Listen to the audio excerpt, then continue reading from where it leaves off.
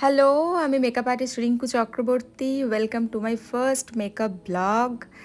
আমি রওনা দিয়ে দিয়েছি আমার ব্রাইডের বাড়ির উদ্দেশ্যে। আজকে 15ই ডিসেম্বর। আজকে আমার একটি ব্রাইড আছে। বলে রাখি, আজকের ব্রাইড কিন্তু আমার স্টুডেন্ট। এই দেখো, আমি মাঝে একটুখানি নিজেকেও দেখিয়ে দিলাম, ঢং আর কি, একটু ঢং করে নিলাম, কারণ নিজেকে তো দেখাতেই হবে ব্রাইডকে দেখানোর আগে। চলে এসেছি ব্রাইডের বাড়ির কাছে, কিন্তু ব্রাইডের বাড়িটা ঠিক খুঁজে পাচ্ছি না। সেই জন্য আমরা দেখছি যে প্যান্ডেল দেখতে পাচ্ছি, কিন্তু বাড়ি দেখতে পাচ্ছি না। সেই কারণে আমরা একটু খোঁজার চেষ্টা করছি। খুঁজে খুঁজে চলে গেলাম। হ্যাঁ, একজন আমাদের রিসিভ করতে এসেছে। আমরা এখন যাচ্ছি সেই দিকেই, অলমোস্ট চলেই এসেছি। এক্ষুনি তোমাদেরকে দেখাবো ব্রাইডকে। যেদিন আমাদের একটা ব্রাইড থাকে না, সেদিন যেন একটা স্বস্তি থাকে আমাদের মনের মধ্যে। কারণ দুটো ব্রাইড থাকলে তো আমাদের ব্লাড প্রেশার হাই হয়ে যেতে থাকে।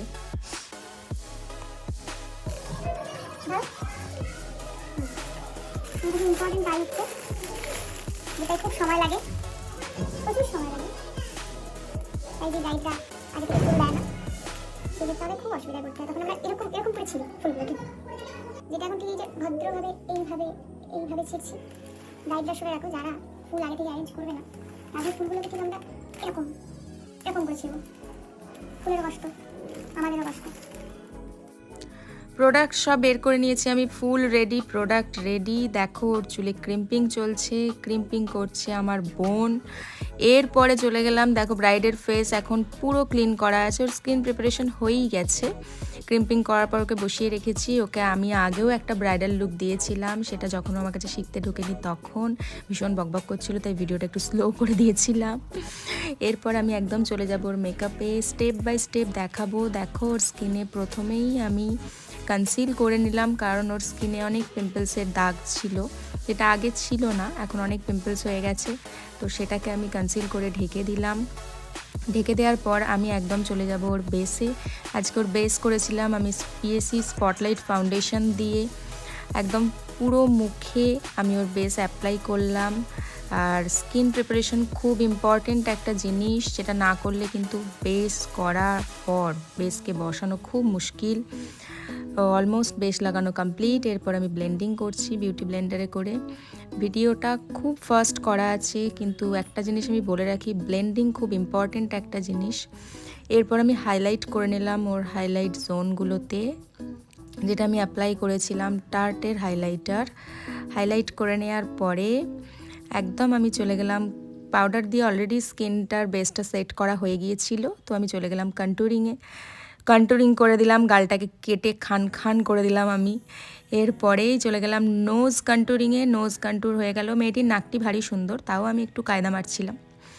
এরপর গেলাম ব্লাশার। ও এমনিই আজকে ওর বিয়ে এমনি ব্লাশ করছিল, প্রচণ্ড হাসছিল, প্রচণ্ড লজ্জা পাচ্ছিল। তারপরে একদম অ্যাপ্লাই করে নিলাম হাইলাইটার। হাইলাইটার ইউজ করছিলাম আমি ম্যাকের। এখনই কত সুন্দর লাগছে ওকে, ভীষণ মিষ্টি দেখতেও। এরপর হাইলাইটার লাগানোর পর আমি একদম চলে যাব ওর আই মেকআপে। দেখো, আমার আইব্রো ড্র করে নিচ্ছি। আইব্রো ড্র করছি আমি আই ম্যাজিকের আইব্রো প্রোমেট দিয়ে। আইব্রো ড্র করে নেওয়ার পর ওর আই মেকআপে চলে যাব। আই মেকআপের পুরো ভিডিও আমি নিইনি, কারণ ভিডিওটা অনেক বড় হয়ে যাচ্ছিল সাইজে, সেই কারণে। তোমরা আই মেকআপ ওর ফটোতে দেখতেই পাবে। আই মেকআপ করেছিলাম আমি সপারেলের স্পেকট্রাম প্যালেট থেকে এবং ফোনিক্স থেকে। খুব বেশি গ্লিটারি কিছু করিনি, হালকা সিমারি করেছিলাম। দেখো, ওর বেস মেকআপ, ফেস মেকআপ সব কমপ্লিট। কলকাও হয়ে গেছে, খুব সিম্পলের ওপর কলকা হয়েছে। দেখো, দেখতে ওকে অসাধারণ লাগছে এখনই। অবশ্যই তোমরা জানাবে ওকে কেমন দেখতে লাগছে।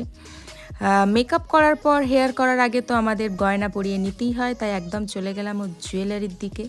প্রথমেই কানের, খুব কষ্ট হচ্ছিল মেয়েটার, খুব কষ্ট পাচ্ছিল, কিন্তু তাও চেপে চেপে হাসছিল। কানের দুলগুলোর ভীষণ সুন্দর দেখতে। আমরা অ্যাকচুয়ালি ব্রাইডদের এত গয়নার কালেকশন দেখি না, এগুলো দেখে দেখেই আমাদের মন ভরে যায়, কি এত ব্রাইড এত সুন্দর সুন্দর কালেকশন রাখে তাদের বিয়েতে পরার জন্য। সুন্দর সুন্দর কানের দুল। ওই দেখো, এর মাঝে ওর মুখটা একটু ঝেড়ে নিল। ঝাড়া কমপ্লিট। এরপরে চলে যাব ওর গলার চোকারটাও অসাধারণ দেখতে। আমি ওকে বলছিলাম যে চোকারের ডিজাইনটা দারুণ।